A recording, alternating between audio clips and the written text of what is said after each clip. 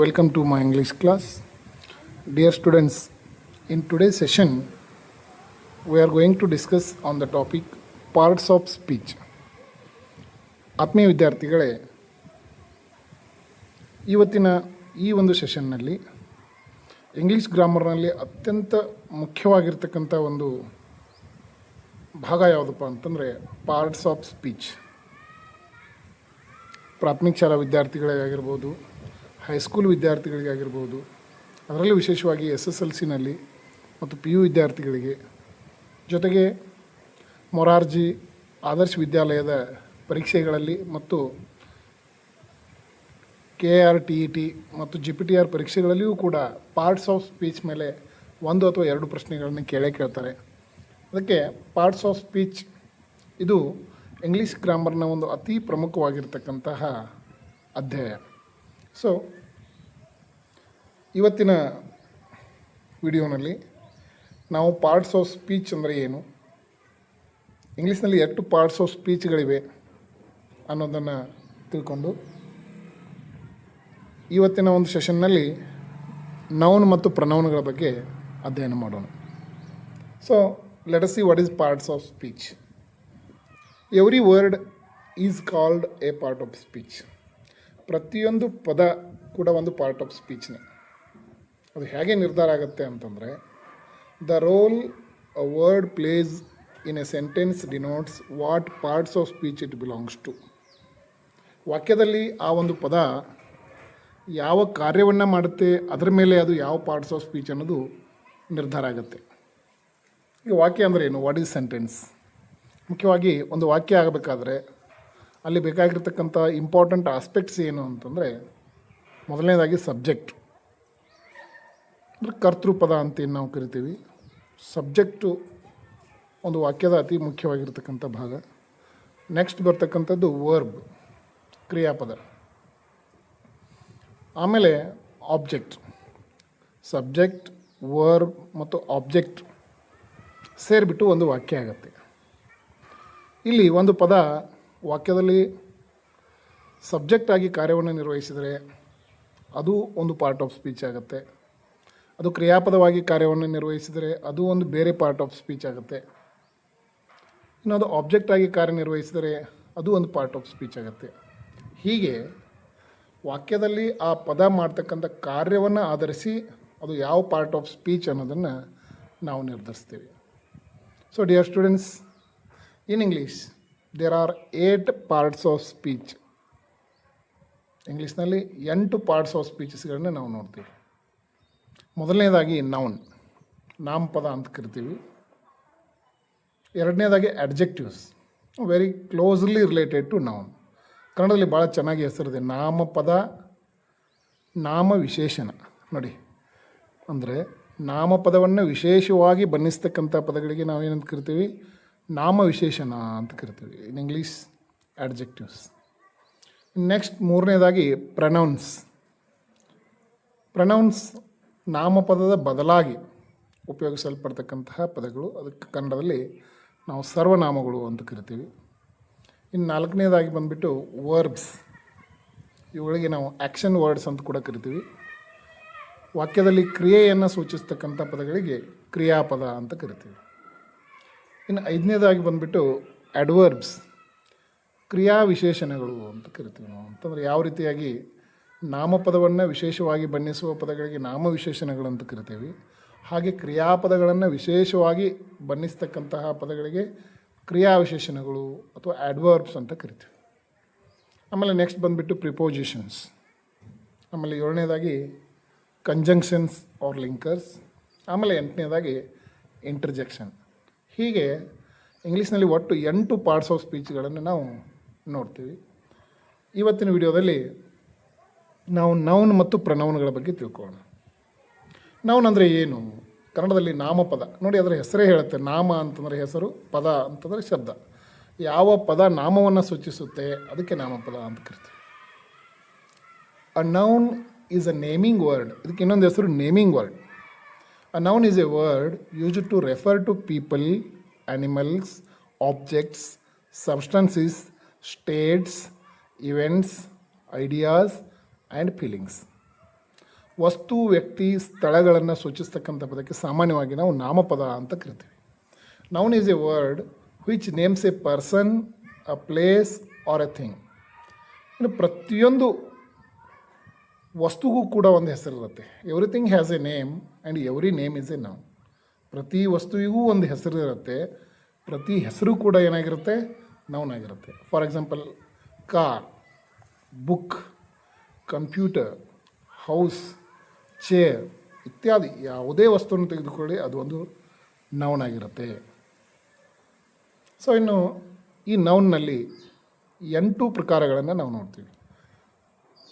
There are 8 kinds of nouns in English. Basically common noun, ಆಮೇಲೆ ಬರ್ತಕ್ಕಂಥದ್ದು proper noun, material noun, abstract noun, collective noun, compound noun, countable noun ಮತ್ತು uncountable noun. ಕನ್ನಡದಲ್ಲಿ ಕೂಡ ನಾವು ನೋಡ್ತೀವಿ ಗುಣವಾಚಕ, ವಸ್ತುವಾಚಕ, ಸಂಖ್ಯಾವಾಚಕ, ಸಂಖ್ಯೇಯವಾಚಕ, ಪರಿಮಾಣವಾಚಕ, ಹೀಗೆ ನಾವು ನಾಮಪದದ ಪ್ರಕಾರಗಳನ್ನು ಕನ್ನಡದಲ್ಲಿ ನೋಡ್ತೀವಿ. ಅದೇ ರೀತಿ ಇಂಗ್ಲೀಷ್ನಲ್ಲಿಯೂ ಕೂಡ 8 ರೀತಿಯ ನಾಮಪದದ ಪ್ರಕಾರಗಳನ್ನು ನಾವು ನೋಡ್ತೀವಿ. ಮೊದಲನೇದಾಗಿ ನೋಡೋದಾದರೆ ಕಾಮನ್ ನೌನ್. ಅದರ ಹೆಸರೇ ಸೂಚಿಸುವಂತೆ ಕಾಮನ್ ಅಂದರೆ ಸಾಮಾನ್ಯವಾಗಿ, ಕನ್ನಡದಲ್ಲಿ ರೂಢನಾಮ ಹೇಗಿದೆಯೋ ಹಾಗೆ ಇಂಗ್ಲೀಷ್ನಲ್ಲಿ a common noun is a word used for common class of person, place or thing or name of a common or non specific things. ಅನಿರ್ದಿಷ್ಟವಾದ ಅಂದರೆ ನಿರ್ದಿಷ್ಟವಲ್ಲದ ವಸ್ತುವಾಗಿರ್ಬೋದು, ವ್ಯಕ್ತಿ ಆಗಿರ್ಬೋದು ಅಥವಾ ಸ್ಥಳವನ್ನು ಸೂಚಿಸ್ತಕ್ಕಂತಹ ಪದಗಳಿಗೆ ನಾವು ಕಾಮನ್ ನೌನ್ಸ್ ಅಂತ ಕರಿತೀವಿ. ಈಗ ಫಾರ್ ಎಕ್ಸಾಂಪಲ್ ತೆಗೆದುಕೊಳ್ಳಿ, ಬುಕ್ ಒಂದು ಕಾಮನ್ ನೌನ್, ಯಾವುದು ಬುಕ್ ಆಗಿರ್ಬೋದು.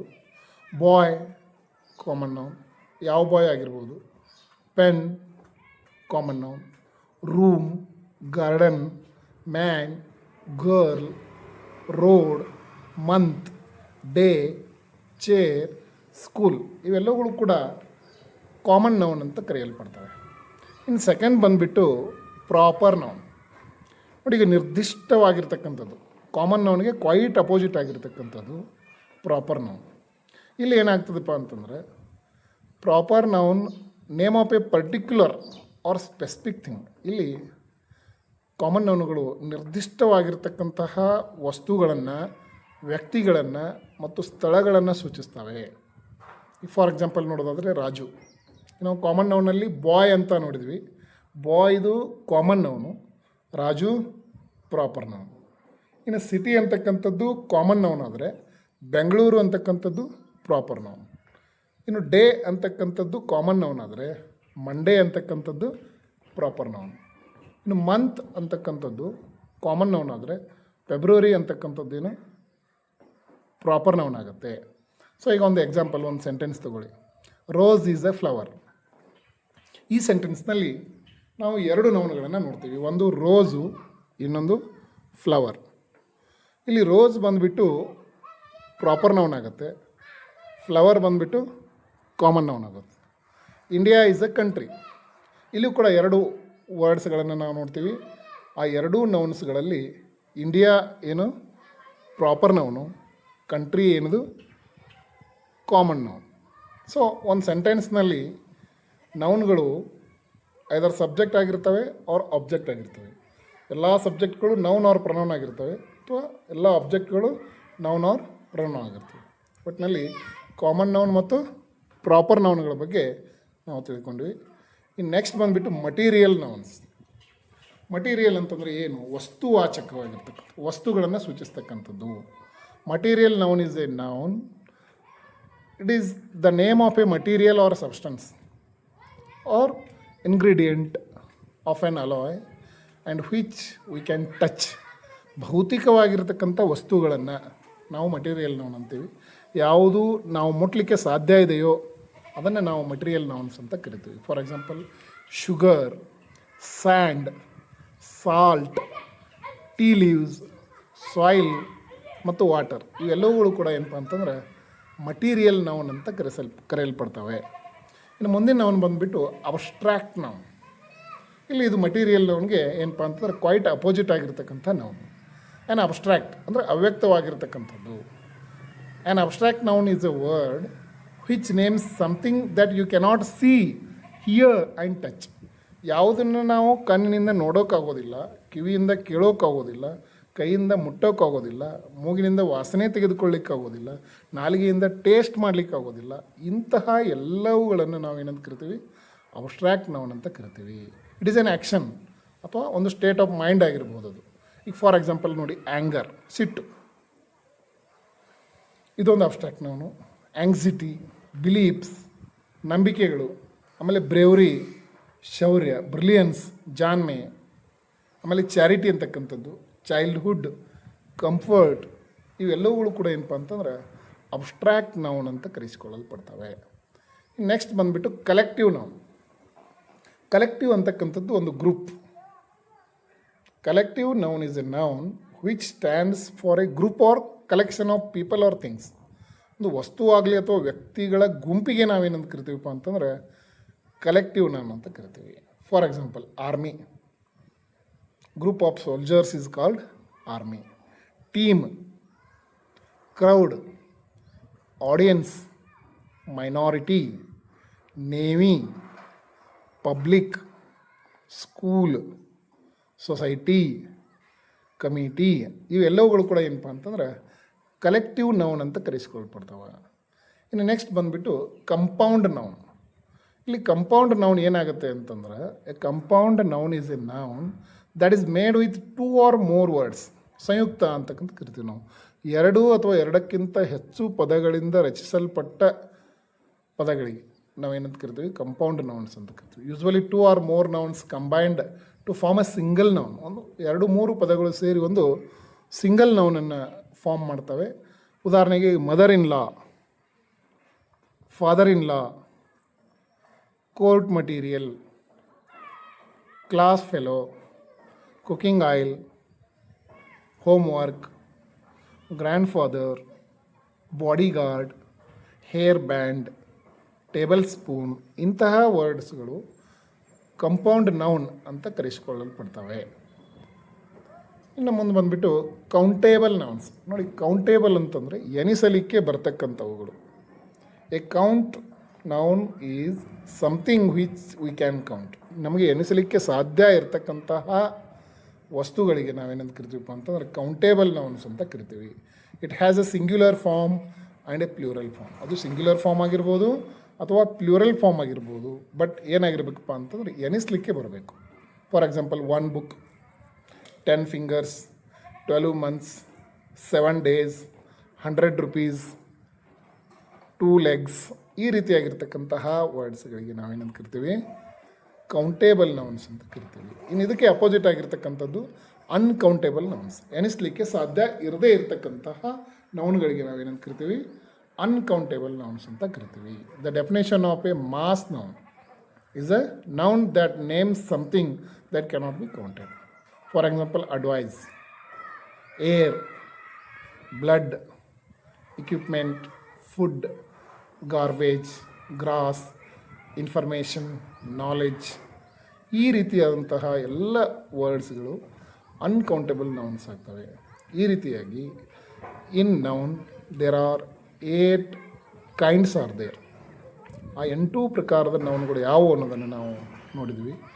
ಇನ್ನು ಮುಂದೆ ಬಂದುಬಿಟ್ಟು 2ನೇ ಪಾರ್ಟ್ ಆಫ್ ಸ್ಪೀಚ್ ಯಾವುದಪ್ಪ ಅಂತಂದರೆ ಪ್ರನೌನ್. ಆತ್ಮೀಯ ವಿದ್ಯಾರ್ಥಿಗಳೇ, ನಿಮಗೆ ಗೊತ್ತಿದೆ, ಪ್ರನೌನ್ ಅಂತಂದರೆ ಸರ್ವನಾಮ ಅಂತ ಕರಿತೀವಿ ನಾವು ಕನ್ನಡದಲ್ಲಿ. ಸರ್ವನಾಮಗಳು ವಾಕ್ಯದಲ್ಲಿ ನಾಮಪದಗಳಿಗೆ ಬದಲಾಗಿ ಉಪಯೋಗಿಸಲ್ಪಡ್ತವೆ. ನಾನು ನಿಮಗೆ ಹೇಳಿದ್ದೇನೆ, ಈಗ ನಾಮಪದಗಳು ಎಲ್ಲಿ ಬಳಸಲ್ಪಡ್ತವೆ ವಾಕ್ಯದಲ್ಲಿ? As a subject or as an object, ಕರ್ತೃಪದವಾಗಿ ಅಥವಾ ಕರ್ಮಪದವಾಗಿ ಬಳಸಲ್ಪಡ್ತವೆ. ಅಲ್ಲಿ ನಾಮಪದದ ಬದಲಿಗೆ ಬಳಸ್ತಕ್ಕಂತಹ ಪದಗಳಿಗೆ ನಾವೇನಂತ ಕರಿತೀವಿ? ಪ್ರನೌನ್ ಅಂತ ಕರಿತೀವಿ. Pronoun is a word that is used instead of a noun. A pronoun is used in the place of a noun or a phrase.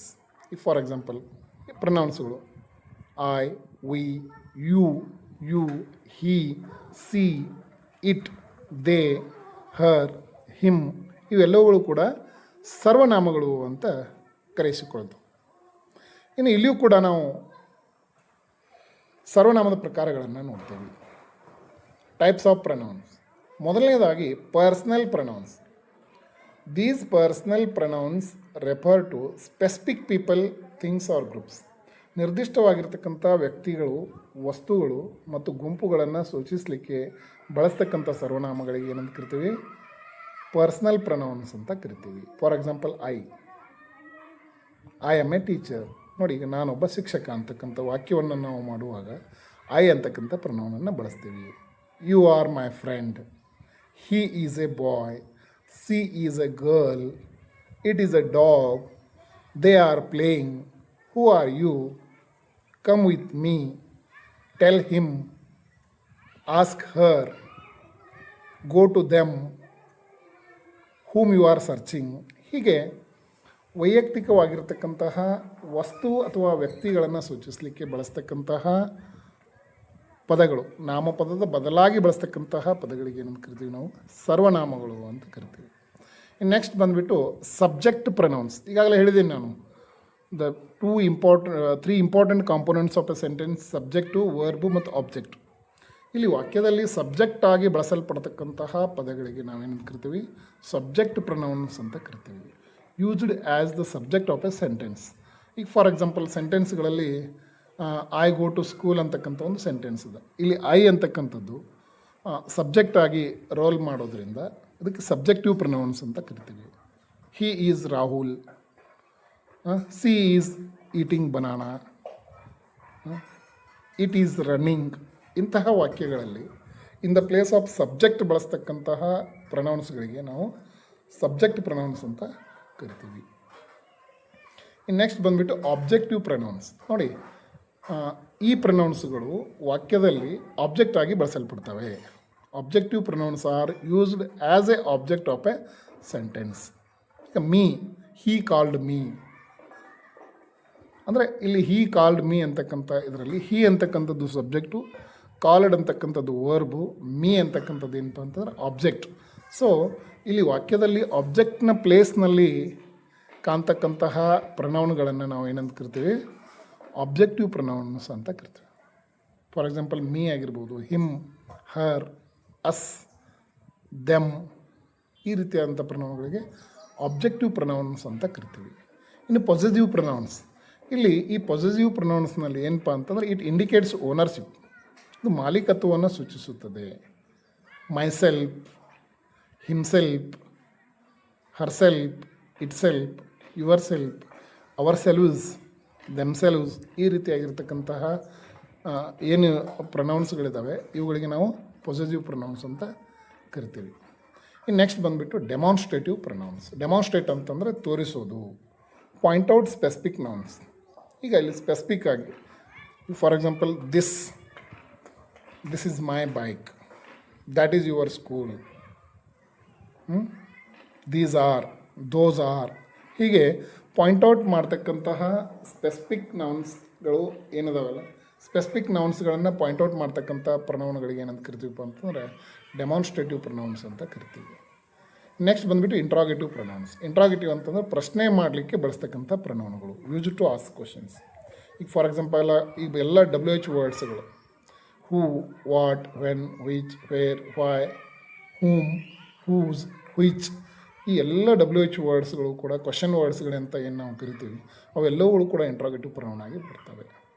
ಇನ್ನು ನೆಕ್ಸ್ಟ್ ಬಂದುಬಿಟ್ಟು ನ್ಯೂಮರಿಕಲ್ ಪ್ರನೌನ್ಸ್, ಸಂಖ್ಯಾ ಸರ್ವನಾಮಗಳು ಅಂತ ಕರಿತೀವಿ. These are used to show the number or position, ಅಥವಾ ಅದರ ಸಂಖ್ಯೆ ಅಥವಾ ಯಾವ ಸ್ಥಾನದಲ್ಲಿದೆ ಅನ್ನೋದನ್ನು ಸೂಚಿಸಲಿಕ್ಕೆ ಬಳಸ್ತಕ್ಕಂಥ ಪ್ರನೌನ್ಗಳಿಗೆ ನ್ಯೂಮರಿಕಲ್ ಪ್ರನೌನ್ಸ್ ಅಂತ ಕರಿತೀವಿ. For example, one of my friends, I eat 2 bananas, 3 friends, first class, second standard, third place. ಈ ರೀತಿಯಾಗಿ ನಾವು ವಾಕ್ಯಗಳಲ್ಲಿ ನ್ಯೂಮರಿಕಲ್ ಪ್ರನೌನ್ಸ್ಗಳನ್ನು ಬಳಸಿ ಅಲ್ಲಿ ಏನನ್ನು ತೋರಿಸ್ತೀವಪ್ಪ ಅಂತಂದರೆ ನಂಬರ್ ಆರ್ ಪೊಸಿಷನನ್ನು ತೋರಿಸ್ತೀವಿ. ಹೀಗೆ ನೌನ್ ಮತ್ತು ಪ್ರನೌನ್ಗಳ ಬಗ್ಗೆ ಇವತ್ತಿನ ನಾವು ಸೆಷನ್ನಲ್ಲಿ ಡಿಟೇಲ್ ಆಗಿ ನೋಡಿದ್ವಿ. ಪಾರ್ಟ್ಸ್ ಆಫ್ ಸ್ಪೀಚ್ಗಳಲ್ಲಿ ಮೊದಲ 2 ಇಂಪಾರ್ಟೆಂಟ್ ಪಾರ್ಟ್ಸ್ ಯಾವಪ್ಪ ಅಂತಂದರೆ ನೌನ್ ಮತ್ತು ಪ್ರನೌನ್, ನಾಮಪದ ಮತ್ತು ಸರ್ವನಾಮ. ವಸ್ತು ವ್ಯಕ್ತಿ ಸ್ಥಳಗಳನ್ನು ಸೂಚಿಸ್ತಕ್ಕಂತಹ ಪದಗಳಿಗೆ ನಾಮಪದ ಅಂತ ಕರಿತೀವಿ. ಇನ್ನು ನಾಮಪದದ ಪ್ರಕಾರಗಳನ್ನು ನೋಡಿದ್ದೀವಿ. ಇನ್ನು ಸರ್ವನಾಮಗಳು ನಾಮಪದಗಳ ಬದಲಾಗಿ ಉಪಯೋಗಿಸಲ್ಪಡ್ತಕ್ಕಂತಹ ಪದಗಳಿಗೆ ಏನಂತ ಕರಿತೀವಿ ಅಂತಂದರೆ ಸರ್ವನಾಮಗಳು ಅಂತ ಕರಿತೀವಿ. ಬಹುಶಃ ಈ 2 ಪಾರ್ಟ್ಸ್ ಆಫ್ ಸ್ಪೀಚ್ಗಳ ಬಗ್ಗೆ ಕ್ಲಿಯರ್ ಆಯಿತು ಅಂತ ಭಾವಿಸಿದ್ದೀನಿ. ಇಷ್ಟು ನಾಲೆಜ್ ಇದರ ಬಗ್ಗೆ ಸಾಕು. ಇನ್ನು ಮುಂದಿನ ಸೆಷನ್ನಲ್ಲಿ ನಾವು ಮುಂದಿನ ಪಾರ್ಟ್ಸ್ ಆಫ್ ಸ್ಪೀಚ್ಗಳು